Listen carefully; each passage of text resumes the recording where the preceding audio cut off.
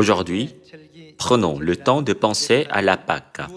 Par le sermon, la Pâque, la fête miraculeuse. Allons à Exode chapitre 12, verset 11. Il est dit, « Quand vous le mangerez, vous aurez vos reins sains, vos souliers aux pieds et votre bâton à la main, et vous le mangerez à la hâte. C'est la Pâque de l'Éternel. Cette nuit-là, je passerai dans le pays d'Égypte, et je frapperai tous les premiers-nés du pays d'Égypte, depuis les hommes jusqu'aux animaux, et j'exercerai des jugements contre tous les dieux de l'Égypte. Je suis l'Éternel. Le sang vous servira de signe sur les maisons où vous serez. Je verrai le sang, et je passerai par-dessus vous, et il n'y aura point de plaie qui vous détruise. Quand je frapperai le pays d'Égypte, vous conserverez le souvenir de ce jour, et vous le célébrerez par une fête en l'honneur de l'Éternel. Vous le célébrerez comme une loi perpétuelle pour vos descendants. À chaque fois que nous gardons la Pâque, Dieu nous accorde des miracles sous sa grâce. Allons à Psaume chapitre 91, verset 7. Que 1000 tombent à ton côté et 10 000 à ta droite, tu ne seras pas atteint. De tes yeux seulement tu regarderas et tu verras la rétribution des méchants. Car tu es mon refuge, ô Éternel. Tu fais du Très-Haut ta retraite. Aucun malheur ne t'arrivera. Aucun fléau n'approchera de ta tente. Car il ordonnera à ses anges de te garder dans toutes tes voies. Ils te porteront sur les mains, de peur que ton pied ne heurte contre une pierre. N'est-ce pas une promesse incroyable, précieuse et gracieuse de Dieu contenue dans la Pâque de la Nouvelle Alliance? Dieu nous a fait savoir que la Pâque est absolument nécessaire pour l'époque à laquelle nous vivons actuellement. Voyons Ézéchiel chapitre 7, verset 2. Il est dit, « Et toi, fils de l'homme, ainsi parle le Seigneur, l'Éternel, sur le pays d'Israël, voici la fin. La fin vient sur les 4 extrémités du pays.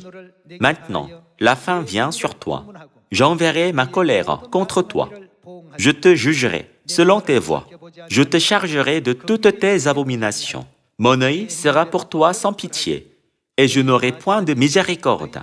Mais je te chargerai de tes voies, et tes abominations seront au milieu de toi. Et vous saurez que je suis l'Éternel. Ainsi parle le Seigneur, l'Éternel. Un malheur unique. Voici, il vient. La fin vient, et se réveille contre toi. Voici, elle vient. Ton tour arrive, habitant du pays. Le temps vient, le jour approche, jour de trouble, et plus de cris de joie dans les montagnes. De nos jours, beaucoup de désastres uniques se produisent autour de nous.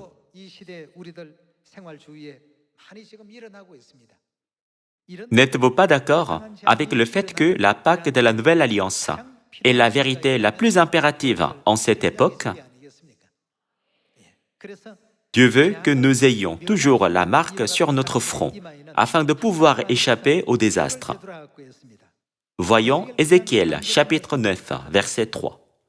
La gloire du Dieu d'Israël s'éleva du chérubin sur lequel elle était et se dirigea vers le seuil de la maison.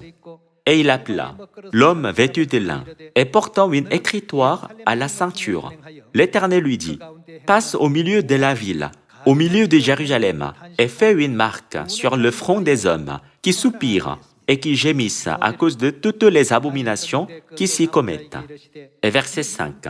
Et s'adressant aux autres en ma présence, il dit, « Passez après lui dans la ville et frappez, que votre œil soit sans pitié, et n'ayez point de miséricorde. Tuez, détruisez les vieillards, les jeunes hommes, les vierges, les enfants et les femmes. Mais qu'arrivera-t-il à ceux qui ont la marque?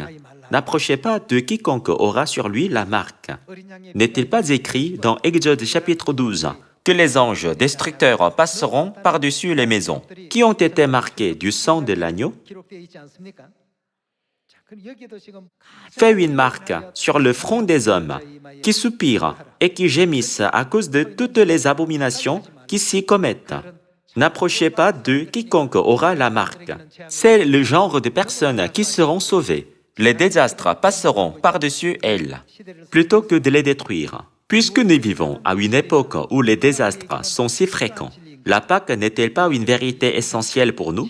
Allons à Luc chapitre 22, verset 7. Le jour des pains sans levain, où l'on devait immoler la Pâque, arriva, et Jésus envoya Pierre et Jean en disant « Allez nous préparer la Pâque, afin que nous la mangions. » Qu'est-ce que Jésus a dit au sujet de la Pâque? « Allez nous préparer la Pâque, afin que nous la mangions. » Verset 9. Ils lui dirent, « Où veux-tu que nous la préparions ?» Il leur répondit, « Voici, quand vous serez entrés dans la ville, vous rencontrerez un homme portant une cruche d'eau. Suivez-le dans la maison où il entrera, et vous direz au maître de la maison, « Le maître te dit, où est le lieu où je mangerai la Pâque avec mes disciples ?» Et il vous montrera une grande chambre haute, meublée. C'est là que vous préparerez la Pâque. Ils partirent et trouvèrent les choses comme il leur avait dit, et ils préparèrent la Pâque.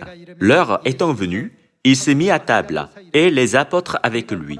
Il leur dit, « Comment Jésus se sentait-il par rapport à la Pâque?